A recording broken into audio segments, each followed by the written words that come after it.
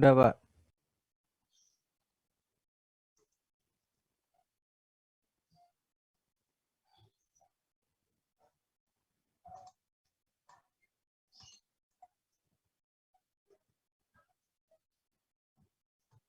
Nah, ini pertemuan ke-13 ya. Minggu depan, ini 13 betul. Minggu depan pertemuan terakhir ya. Gak terasa kan? Kalian tahu-tahu udah lulus gitu aja. Habis lulus, nanti wisuda. Wisudanya biasanya Oktober. Wisudanya Oktober, kalian nanti wisuda ada iurannya ya. Kalau online, kalau offline biasanya iurannya 1 juta lebih lah ya. Soalnya kan nyewa gedung tuh di Serpong. Nah, ini kalian untuk toga acara kalian kalau nggak salah sekitar 350-an lah ya iurannya untuk wisuda. Nanti yang ke Danapala perwakilan ya, perwakilan mahasiswa mungkin yang ranking lah ya, yang ranking. Nggak tahu KBN siapa yang mewakili. Dan kamu Dan, kayaknya ada nggak mungkin lah ya, nggak mungkin. Siapa di sini yang IPK-nya tinggi? Apipah ya. Kalau Apipah berarti nanti Apipah ke Danapala. Kalau nggak salah ya, jadi perwakilan. Kita mulai reward and punishment ya. Kalian kalau mau off silakan kameranya di off kan. Saya izin off juga deh ya, soalnya biar ini wifi-nya bareng-bareng sama anak-anak. Saya izin off. Nah, sekarang terkait dengan reward and punishment ya.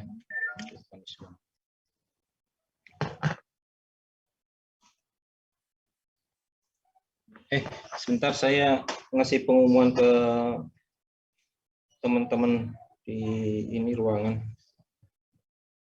Ada Zoom nanti jam 9. Zoom SPMB. Cuman saya lagi ngajar kali ya, jadi ya susah juga.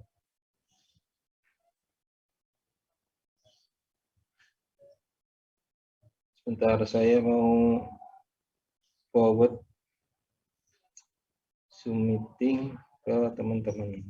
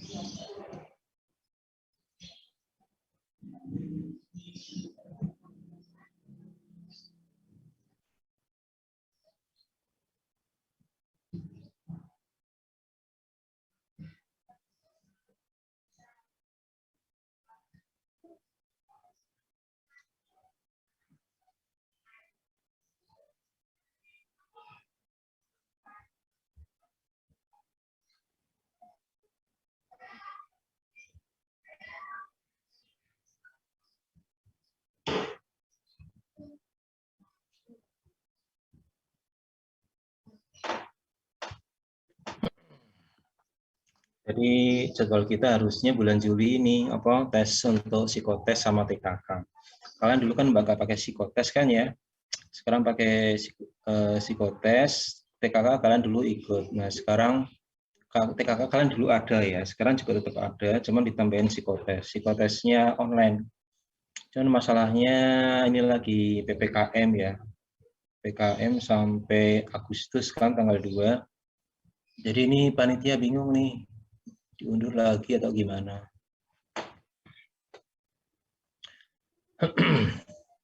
Kita mulai reward and punishment. Ini yang muncul di screen apa? Dan yang di penghargaan atau sanksi atas kinerja anggaran KL. Nah, dalam rangka efisiensi, efektivitas, ini saya pakai laptopnya yang tidak touchscreen ya. Jadi nggak bisa pakai stylus. Dalam rangka efisiensi efektivitas pelaksanaan anggaran belanja pemerintah pusat perlu menerapkan sistem pemberian penghargaan atas capaian kinerja. Jadi untuk efisiensi efektivitas ini nggak secara langsung ya, maka Kemenkyu memberikan reward dan punishment. Penerapan sistem penghargaan dan pengenaan sanksi, jadi ada penghargaan, ada reward, ada sanksi. Nah, ini dimaksudkan untuk meningkatkan disiplin anggaran dan mendorong terwujudnya kualitas perencanaan dan kualitas belanja yang semakin baik. Ini teorinya ya, teorinya seperti ini. Nah, apa itu penghargaan? Penghargaan adalah apresiasi yang diberikan oleh pemerintah kepada kementerian, kepada Pemda. Kalau dulu hanya kepada kementerian saja, sekarang diperluas. Tidak hanya kementerian, tetapi juga kepada Pemda. Nah, kenapa diberikan penghargaan? Karena mempunyai kinerja anggaran, kinerja Pemda, kinerja layanan, dan kinerja percepatan pelaksanaan usaha. Jadi itu penghargaan kepada KL dan kepada Pemda yang mempunyai kinerja baik kinerja di bidang anggaran, kinerja pemerintah daerah itu sendiri, kinerja pelayanannya kepada masyarakat terkait dengan layanan satu pintu atau terkait kinerja percepatan pelaksanaan usaha.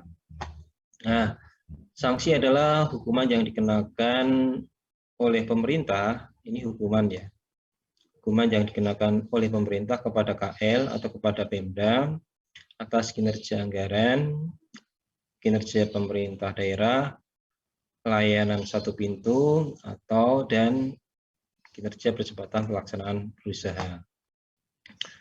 Wujud dari penghargaan sanksi itu apa? Nanti di slide berikutnya. Nah, kan tadi ada kinerja anggaran ya. Nih, ini ada kinerja anggaran. Ini ada kinerja anggaran, terus ada kinerja pemerintah daerah, ada kinerja layanan terpadu. Ini keterangannya. Kinerja anggaran adalah hasil kerja yang dicapai KL dalam penyusunan RKKL dan pelaksanaan anggaran berdasarkan target yang telah ditetapkan. Jadi kalau kinerja anggaran ini kaitannya konteksnya dengan target dan capaian yang ada di RKKL.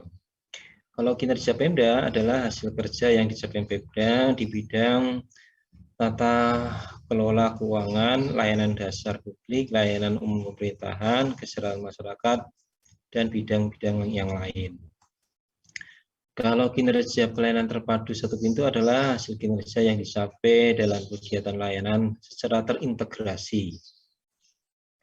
Jadi ini kan isunya kalau mengurus sesuatu di Pemda itu kan banyak meja, banyak pintu, banyak instansi yang perlu dilewati. Maka pemerintah mendorong Pemda untuk memberikan layanan satu pintu, layanan yang terintegrasi. Nah, sejauh mana Pemda memberikan layanan yang terpadu, terintegrasi, ini diberikan reward oleh pemerintah. Terus kinerja percepatan pelaksanaan usaha adalah hasil kerja yang dicapai oleh kementerian dan Pemda dalam proses percepatan pelaksanaan berusaha. Nah, dasar hukumnya Perpres 42 2020, tapi udah diganti ya. Sekarang berarti diganti menjadi Perpres nomor 2 2001 ya. Itu KMK ya, sebentar. Nanti di slide belakang deh. PMK-nya yang berubah.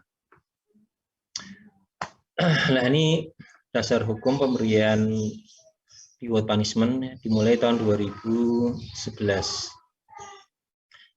Dulu di 2011 ada PMK 38 2011, terus dibuat Perpres 39 2012. Kalau yang dulu pemberian penghargaan berdasarkan hasil optimalisasi. Terus sekarang pemberian penghargaan dan sanksi dilakukan dengan penilaian yang memperhitungkan pengelolaan anggaran, indikator kinerja, dan seterusnya. Nah, ini dulu ada konsep hasil optimalisasi, sisa anggaran yang tidak dapat dipertanggungjawabkan. Ini cukup membingungkan juga nih. Jadi dulu cutting kalian belajarnya ini, bagaimana menghitung reward berdasarkan hasil optimalisasi, berdasarkan sisa anggaran yang tidak dapat dipertanggungjawabkan, dan seterusnya. Dulu ngitungnya cutting kalian belajarnya pakai ini. Nah, terus kalian dan kakak kelas kalian yang kemarin pakai yang ini, yang baru.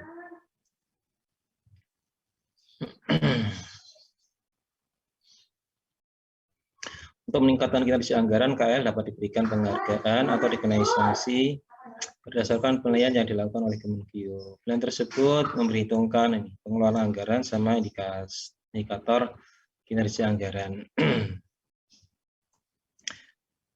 Ini sudah oke, kemarin sudah dipelajari. Kemarin kan kita belajar capaian menghitung EK ya. Terus penilaiannya itu sangat baik, baik, cukup, kurang, sangat kurang. Nah, ini nanti hasil ini digunakan untuk memberikan pertimbangan terkait pemberian reward kepada KL. KL yang hasil penilaiannya sangat baik dapat diberikan penghargaan. Kalau sanksi berarti nggak perlu ya, nggak perlu. KL dengan penilaian baik dan cukup tidak diberikan penghargaan dan tidak dikenakan sanksi. KL yang hasil penilaiannya itu kurang, sangat kurang, ini dikenakan sanksi. Jadi yang ini berarti dapat reward. Yang ini berarti nggak dapat reward. Yang ini berarti berpotensi mendapatkan punishment, ya, sanksi. Saya ulangi, hasil perhitungan yang ini sangat baik, berarti mendapat reward. Yang ini tidak mendapat reward, yang ini mendapat sanksi. Begitu. Berpotensi lah ya. Sangat baik. Ini nggak semua KL yang hasil penilaiannya sangat baik ini mendapatkan reward. Tergantung nanti. Ada penilaian yang lain. Terus pemberian penghargaan dan sanksi juga mempertimbangkan hasil penilaian terhadap kinerja percepatan pelaksanaan berusaha. Nah, apa yang diberikan sebagai penghargaan kepada KL? Penghargaan yang gampang ini trofi, penghargaan. Yang kedua, publikasi. Yang ketiga, insentif. Insentif itu berarti bisa tambahan anggaran atau bentuk yang lain. Nah, ini kalau pemberian penghargaan kepada KL berupa piagam atau trofi penghargaan, harganya secara materi mungkin tidak ini ya, tidak menguntungkan. Secara materi tidak ada harganya ya, tidak ada nilainya. Tapi ini bisa memberikan prestis kepada Pemda atau kepada kepala daerah, termasuk yang publikasi. Ini publikasi, walaupun secara materi itu Pemda tidak dapat, tidak mempunyai, tidak ada korelasinya dengan materi, tapi ini bisa menjadikan kebanggaan. Jadi piagam dan publikasi walaupun tidak berupa materi, tapi bisa memberikan prestis, bisa memberikan kebanggaan kepada Pemda atau kepada kepala daerahnya. Nah, kalau insentif ini kita biasanya berupa tambahan anggaran. Nah, terus kalau sanksinya apa? Sanksinya teguran tertulis atau publikasi juga nih. Nah, ini publikasi KL yang kinerjanya kurang, atau disinsentif anggaran. Disinsentif itu berupa pengurangan anggaran atau self-blocking, jadi anggarannya diblokir, atau penajaman refocusing anggaran. Ini wujud disinsentif anggaran. Nah, kalau kalian dulu ketika cutting kalian kalau ujian offline yang materi-materi kayak gini keluar nih ya. Tapi karena ini ujiannya online, materi yang berupa hafalan hampir nggak mungkin keluar lah ya kalau di mata kuliah saya. Pak, berarti teorinya lebih ke pemahaman lagi gitu ya? Iya, jadi kemarin kalian masih ingat UTS saya ya. UTS saya itu kan pertanyaannya bukan apa ya, bukan menghafal kan, jadi terkait dengan materi, terkait dengan pemahaman. Jadi pertanyaan saya jawabannya ada di materi slide gitu kan. Cuman bagaimana kalian mencerna informasi yang ada di slide, terus diolah, terus ditulis dalam jawaban. Jadi ada analisisnya lah. Nah, bikin soal yang kayak gitu tuh susah banget, susahnya minta ampun. Terus habis itu diminta bikin 2 macam soal untuk kalian, untuk yang dengan berhalangan ujian apa sih? Kuis susulan, bukan kuis, apa ujian susulan atau ujian apa? Ujian susulan. Ya. Mungkin ujian susulan. Nah, bikin soal yang analisis itu susahnya minta ampun. Habis itu diminta untuk bikin ujian apa, materi ujian susulan. Nah, itu susah banget saya. Biasanya kalau saya diminta untuk bikin ujian susulan, saya baru bikin ketika benar-benar ada mahasiswa yang nggak masuk. Biasanya kalau bak itu minta ini, tolong dikirimkan susulannya. Tapi kalau saya, kalau di antara kalian betul-betul ada yang tidak masuk, nah baru saya bikin tuh. Soalnya kalau baru bikin di awal udah capek bikin, ternyata nggak ada yang ikut. Artinya kalian ikut semua di UTS atau UAS ya. Nah, makanya karena kalian itu yang nggak ikut sudah melihat bentuk soalnya, tingkat kesulitannya seperti apa di ujian UAS atau UTS, makanya kalian yang ikut ujian susulan maksimal nilainya 80 ya. Benar nggak sih? Lupa, Pak. Iya, setahu saya kalian yang ikut ujian susulan walaupun nilainya 100, nanti paling tinggi dianggap 80. Karena sudah ini kan, karena nggak fair dong. Kalau seperti itu berarti kalian yang ikut ujian susulan diuntungkan karena sudah mengetahui gaya soal pertanyaan di ujian akhir atau ujian tengah semester. Makanya supaya kalian itu mau di ujian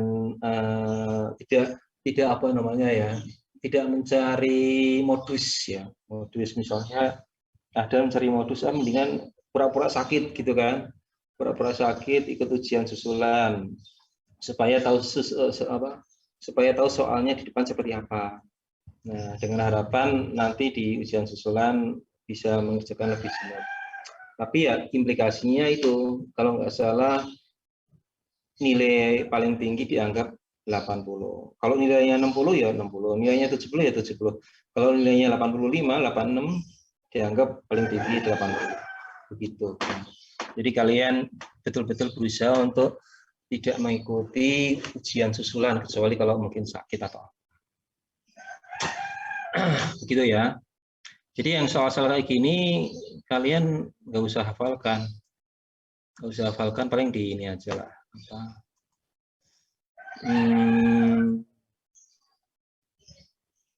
Paling di apa ya, diingat-ingat juga nggak perlu, ini nggak, saya jamin nggak keluar di ini, nggak keluar di UAS. UAS soalnya cuma 2 kan, cuma 2 kemarin, waktunya 60 menit kan, sudah cukup kan, berarti saya tinggal membuat kira-kira bikin soal yang bisa dikerjakan dalam waktu 30 menit. Nah itu apa ya, strateginya dosen ketika membuat soal. Membuat soal itu harus memperhatikan juga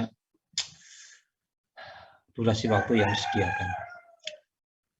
Tapi yang dulu kemarin itu waktu awal-awal ujian online, sedikit sharing info ya. Di awal-awal ujian online kalian itu memang diberikan soal yang cukup banyak supaya kesempatan untuk bekerja sama jadi semakin dikit. Jadi kalau kalian dikerjakan, katakanlah kalian diberikan soal 8 ya, 8 soal ya. 8 soal itu memang sudah diprediksikan kalian nggak mampu untuk menjawab seluruh soal gitu ya. Dosen juga belum tentu sanggup untuk menjawab soal dalam waktu 90 menit katakanlah begitu. Nah, tujuannya apa? Tujuannya kalian itu untuk supaya fokus mengisi jawaban tanpa harus saling bekerja sama. Ketika kalian bekerja sama, nanya-nanya ke teman, itu artinya kalian buang waktu sehingga kalian nanti hanya dapat mengerjakan katakanlah 4 atau 5 soal dari 8 soal. Nah, nanti penilaiannya karena kalian itu hampir semuanya tidak dapat menyelesaikan 8 pertanyaan, pakainya ini interpolasi. Jadi dicari di antara kalian ya rata-rata, bukan rata-rata, yang paling yang bisa menjawab paling banyak siapa begitu ya. Katakanlah nilainya katakanlah yang paling tinggi 80 ya, 80. Nah, itu 80 nanti itu diinterpolasi jadi menjadi katakanlah jadi 95 atau berapa. Bingung kalian ya? Ngerti nggak maksudnya? Atau bingung?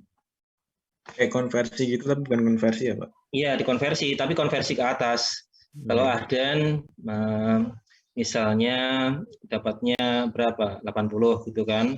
Dikonversi menjadi berapa? 75 begitu kan. Katanya ke atas Pak. Loh, itu ke atas kalau untuk mahasiswi ya begitu. Misalnya Erlita dapat 70 dikonversi menjadi 85. Begitu Ahdan. Ya. Pak, saya ganti jenis kelamin. Perempuan Pak di mata kuliah Bapak. Nah, nggak usah bahas itulah ya. Kan kamu kemarin udah dapat 100. Itu juga nggak sengaja kan benernya. Dan nah sekarang slide berikutnya. Penghargaan sanksi atas kinerja pemerintah daerah. Untuk meningkatkan kinerja kepada Pemda dapat diberikan penghargaan atau sanksi. Penghargaannya tadi tropi. Kalian tahu tropi ya? Itu yang sering kalian pakai di kepala itu namanya tropi. Atau publikasi atau dana insentif daerah. Nah, ini kalian kalau belajar TKDD kan dapat dana insentif daerah. Dulu dana insentif daerah itu nggak dikaitkan dengan ini, nggak dikaitkan dengan ribet ya. Ini coba dikaitkan dengan ribet. Pemberian reward punishment RP, biasanya kita singkat RP lah ya. Pemberian RP reward punishment kepada Pemda, syaratnya memenuhi kriteria umum, terus hasil kategori memenuhi hasil penilaian atas kategori kinerja. Kriteria utamanya paling tidak WTP, terus ketepatan waktu dalam penetapan perda, terus penerapan e-governance, terus ketersediaan pelayanan terpadu satu pintu. Nah, ini juga nggak keluar juga nih ya, nggak keluar juga. Terus ini kalau nggak keluar, buat apa kita kuliah kayak gini ya? Apa kita ini aja ya? Kalian baca sendiri gitu aja ya. Kalian teruskan nanti latihan apa? Oh, saya jatuh. Nah, kaitannya nanti ketika ngitung ini, kaitannya setelah kalian ini belajar EK, nanti untuk mengetahui apakah KL mendapat penghargaan atau sanksi, dihitung EK-nya, ya, sama dihitung IKPA-nya.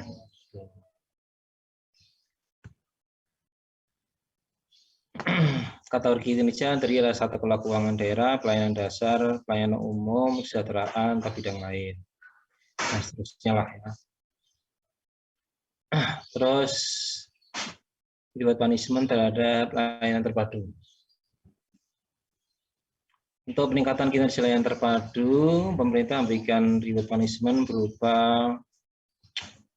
kepada KL atas kinerja.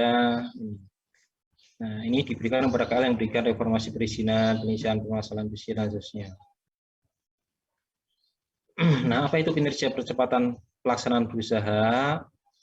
Ini adalah kewajiban KL dan Pemda sesuai dengan ketentuan perundang-undangan terkait dengan percepatan pelaksanaan berusaha dan perizinan.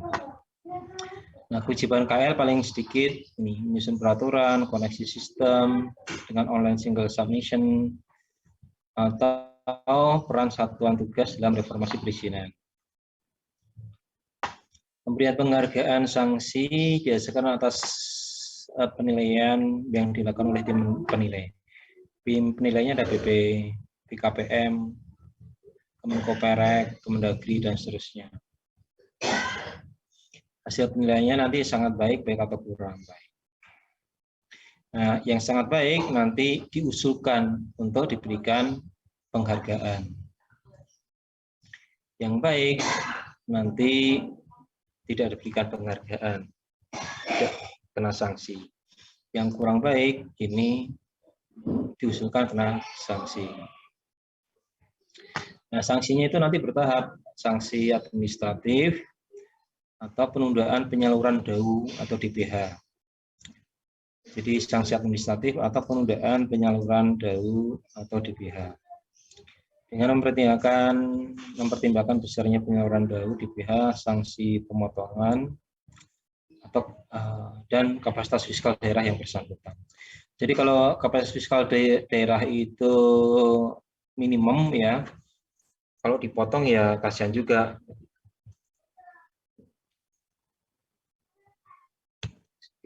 Nah, sekarang insentif. Insentif itu tambahan alokasi anggaran yang diberikan kepada KL atas kinerja KL yang tahun anggaran sebelumnya. Nah, ini dulu ya, dulu itu ada KL yang diberikan insentif berupa tambahan alokasi anggaran. Ada yang nolak gitu kan. Kenapa menolak? Karena waktunya mepet. Jadi diberikan penghargaan, terus uangnya dialokasikan pada semester kedua ya. Insentifnya diberikan pada semester kedua, bukan bulan Agustus, tapi katakanlah September Oktober. Nah, ketika KL diberikan insentif berupa tambahan anggaran, tambahan alokasi anggaran pada bulan September Oktober, maka agak susah bagi KL untuk menyerapnya karena udah di akhir tahun kan, udah di triwulan ketiga, jadi penyerapannya agak susah. Makanya daripada susah dalam pertanggungjawabannya, maka dulu ada kementerian lembaga yang menolak diberikan tambahan anggaran.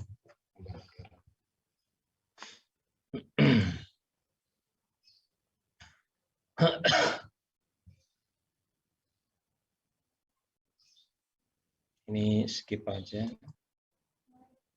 Nah, ini yang perlu diperhatikan. Jadi ketika memberikan penghargaan, nanti mengkombinasikan antara nilai EK dan nilai IKPA.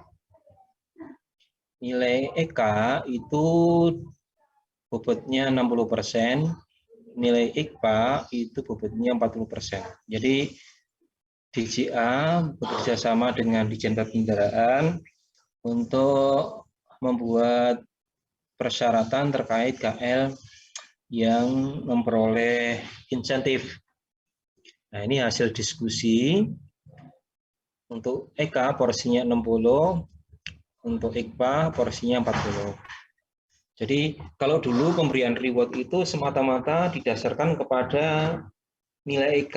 Nah, terus aturan yang baru sudah beberapa tahun sih, pemberian reward itu tidak hanya mempertimbangkan nilai EK, tetapi juga nilai IKPA.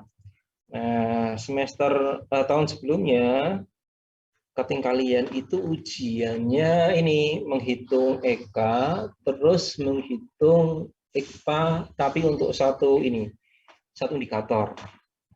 Kalau IKPA itu kan ada 13 indikator ya. Nah, di soal itu yang tahun kemarin 12 indikator sudah diketahui, tinggal satu indikator yang belum diketahui. Kalian menghitung satu indikator yang belum diketahui, terus menghitung total IKPA-nya. Nah, hasil IKPA-nya itu nanti dikombinasikan dengan EK dengan porsi 60-40. Nah, nanti ketemu nilainya itu, nilai kinerja anggarannya berapa. Itu yang tahun cutting kalian ya, cutting kalian. Kalian udah dapat soalnya kan, soal UAS tahun kemarin. Nah, untuk soal UAS tahun ini saya belum mengambil putusan nih, apakah mau menghitung IKPA ataukah EK saja. Belum bisa ambil keputusan ya. Kalian usulannya apa? Usulannya pasti kalian yang enak-enak gitu kan. Iya, betul sekali. Yang menguntungkan bagi kalian.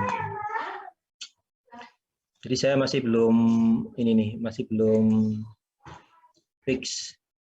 Kira-kira nanti untuk IKPA-nya dihitung apa enggak? Menghitung IKPA itu maksudnya menghitung satu indikator ya, satu indikator dari 13 indikator yang ada. Nah,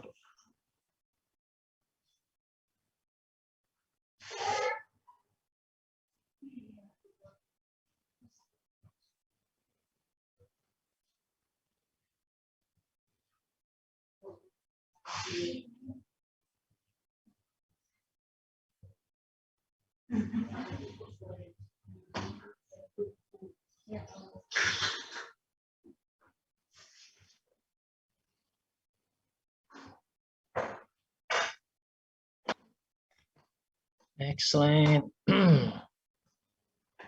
Tahapan penilaian ya, ini hasil penilaian atas kinerja anggaran dilakukan pemeringkatan. Jadi di peringkat tadi KL-nya, terus dikategorikan nih, ada KL dengan pagu anggaran besar, KL dengan pagu anggaran sedang, KL dengan pagu anggaran kecil. Jadi untuk KL yang pagu anggarannya besar, kecil, dan sedang itu kita bedakan ya. Yang pagu anggaran besar nanti ada yang dapat reward, terus KL dengan pagu anggaran sedang juga ada yang dapat reward, pagu anggaran kecil juga ada yang dapat reward. Jadi kalau misalnya masing-masing kategori ini ada dapat 3 KL, jadi total ada 9 KL yang menerima reward. Dari 10 triliun, 2,5 triliun sampai di bawah 2,5 triliun. Penetapan insentif, KL yang diusulkan untuk ditetapkan sebagai insentif berdasarkan pada hasil pemeringkatan. Insentif diberikan kepada KL yang menduduki peringkat 3 terbaik. Jadi ada 3 peringkat terbaik, tingkat 3 terbaik. Kalau tahun-tahun sebelumnya ini kepada peringkat 5 terbaik. Nah, sekarang dikurangi menjadi 3 peringkat terbaik.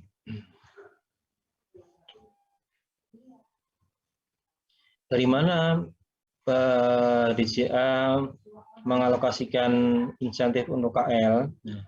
Insentif itu diambil dari BA 9908. Jadi belanja lainnya. Di belanja lainnya ada pos cadangan insentif KL. Jadi nanti alokasi anggarannya diberikan ketika KL kan belum ada keputusan terkait dengan ribet ya insentif. Nah, jadi untuk sementara insentifnya itu disimpan di belanja lainnya BA 9908. Nah, nanti kalau sudah ditetapkan KL yang menerima insentif, baru revisi anggaran. Revisi anggaran berarti antar BA, dari BA 99 ke BA KL begitu.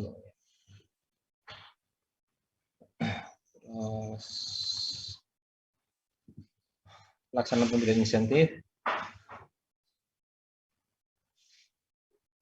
Nah, ini nanti pelaksanaannya ada revisi anggaran dari BA 9908 ke BA KL.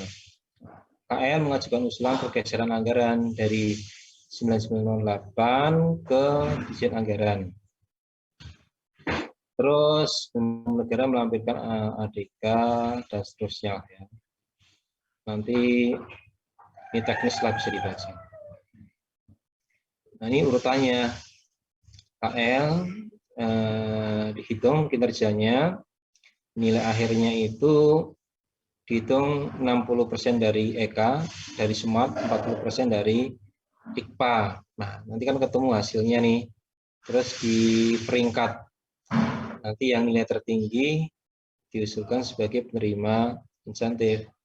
Ada ditetapkan dengan KMK. Terus kementerian melakukan pencairan insentif.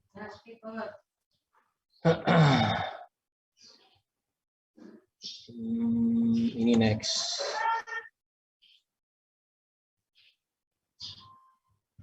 Ini next. Ini sekedar tahu aja sih. Dulu PMK 2017 seperti apa, 18 seperti apa, 2019 seperti apa, 2020 ini nggak ada perubahan. Terus yang terbaru PMK 2 2001. PMK 2020, PMK nomor 2 tahun 2001, ini ada aturannya, ada aturan terkait dengan insentif. Aturannya ini.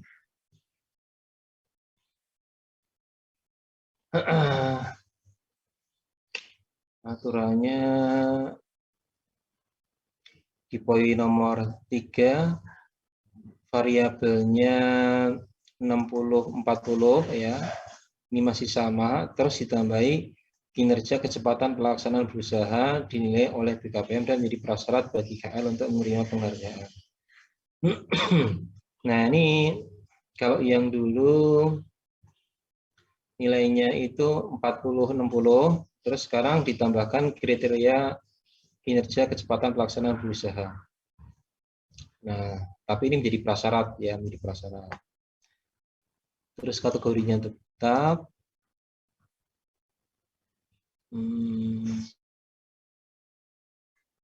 Ini 3 KL terbaik tetap. Terus sanksi dulu nggak ada teguran tertulis.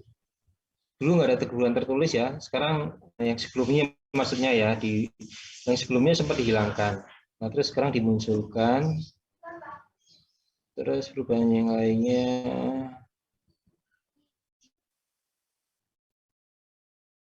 Ini nggak berubah.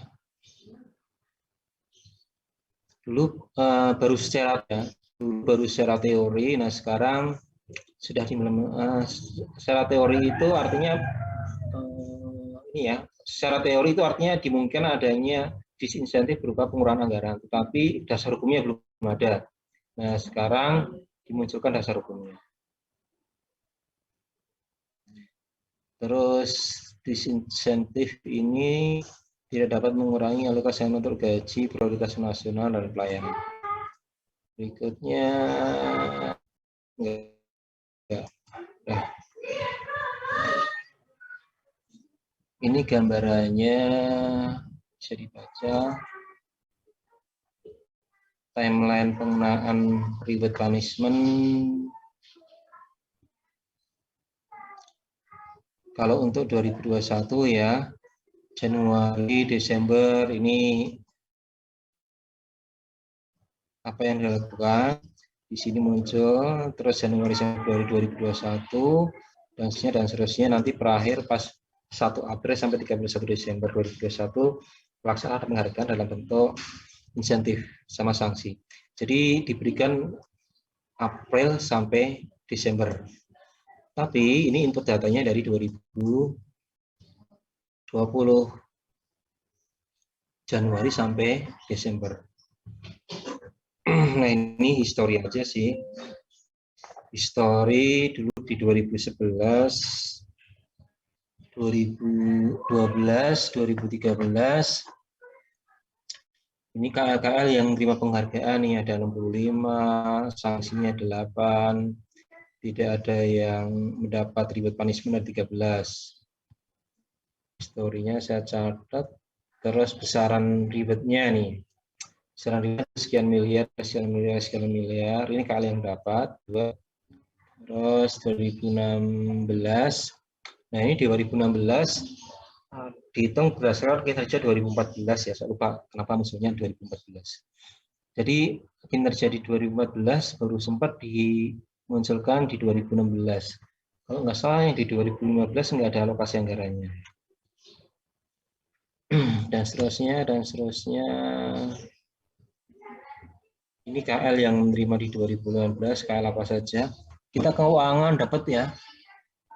Jadi kita Kementerian Keuangan dapat, kesehatan dapat.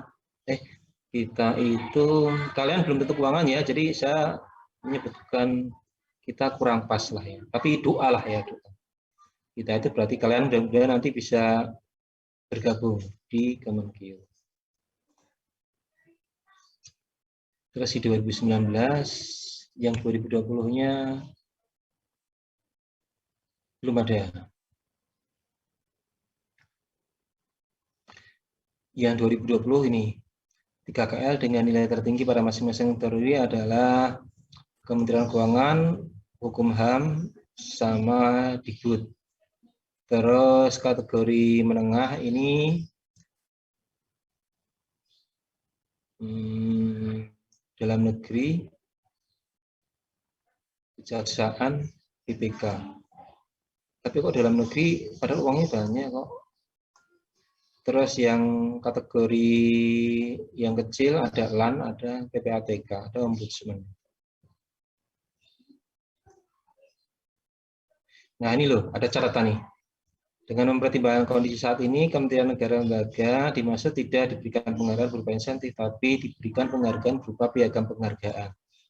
Nah ini kan tahun 2000 ya, kalau untuk penerima kinerja tahun 2020. Sementara kondisi APBN kita sedang ini ya, sedang runyam, ya, sedang defisit banyak. Jadi penghargaannya berupa piagam penghargaan. Jadi Kementerian Keuangan dapat juga kan. Jadi Kementerian Keuangan memberikan penghargaan kepada dirinya sendiri. Gitu. Self reward, Pak. Iya, dapat rewardnya penghargaan. Alhamdulillah. Ya. Pertanyaan? Pak mau tanya Pak. Oh siapa dulu mana? Emang tadi ada yang tanya ya? Gimana Pak? Siapa yang tanya tadi? Yang mau tanya siapa? Venda tadi sama saya Pak. Sana Pak. Kiko Pak. Oke, terserah siapa. Dulu aja. Sebentar ya. Ini ada sebentar nih, sebentar.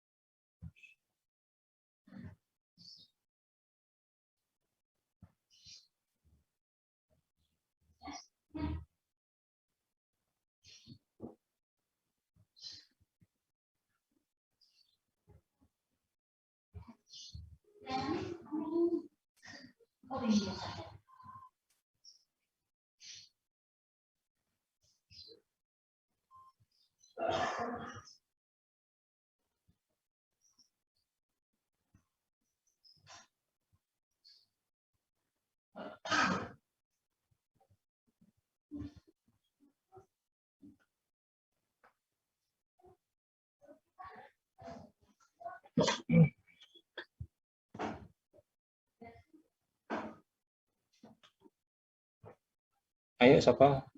Venda, siapa tadi? Opo.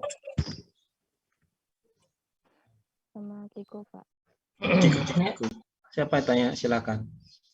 Izin tanya Pak, yang terkait Anisha Yukiko absen 8 Pak. Kok suaranya kecil ya? Tes. Oke. Kiko. Oke, Kiko.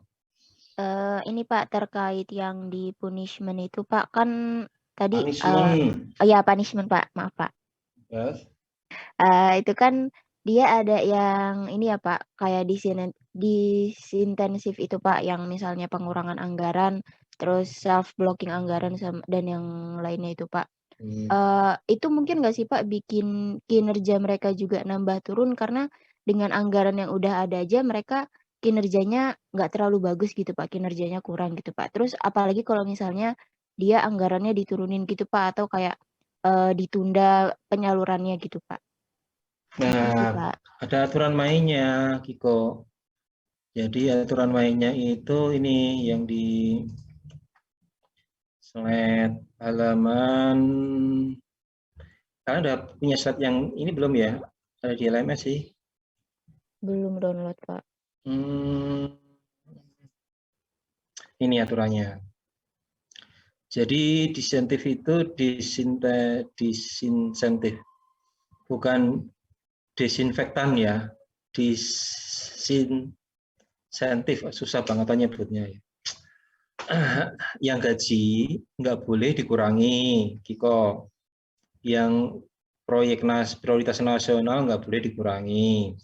Yang pelayanan kepada masyarakat itu juga nggak boleh dikurangi. Jadi ini apa namanya alokasi anggaran yang inilah ya, yang tidak berimplikasi ke prioritas nasional, tidak berimplikasi kepada layanan kepada masyarakat atau apalah. Jadi sudah diperhitungkan gitu.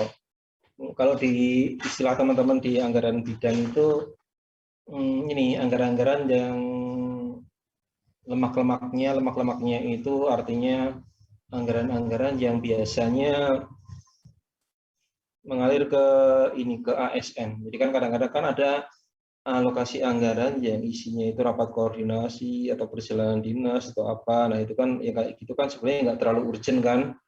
Nggak terlalu urgent. Nah yang kayak gitu tuh yang dipotong, Kiko. Oh iya Pak. Kayak honor-honor gitu mungkin berarti ya Pak? Nah sekarang itu di Kemenkyu nggak dapat honor-honor nih, kita kalau kerja ya udah kerja aja. Jadi kalau dulu kita kan misalnya ngurusi SPMB nih. SPMB itu kan waktunya lama kan ya, energinya juga besar. Kalau 2 tahun yang lalu masih ada honor lah ya, masih ada honor. Nah sekarang kita kerja ngurusi SPMB juga